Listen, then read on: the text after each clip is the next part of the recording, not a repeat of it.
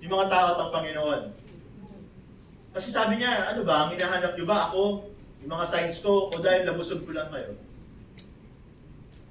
The Lord said, huwag niyong hanapin yung mga pagkain na sisira at nabubulok, kundi yung galing sa Diyos Ama, na eternal.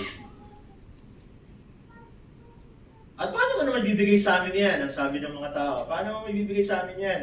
Eh yung mga minuno namin, nung nabubuhay sila sa wilderness, araw-araw binibigyan sila ng, alam niyo yung klaseng tinapay na binigay ng Diyos noon?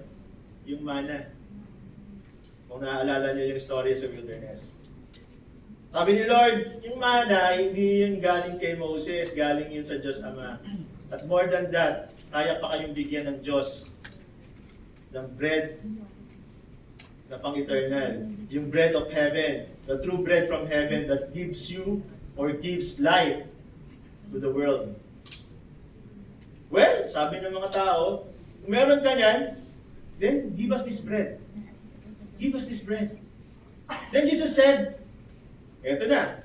This is the time where Jesus said, I am the bread of life. Whoever comes to me, hindi na siya magugutom. And whoever believes in me, hindi na siya mauuhaw.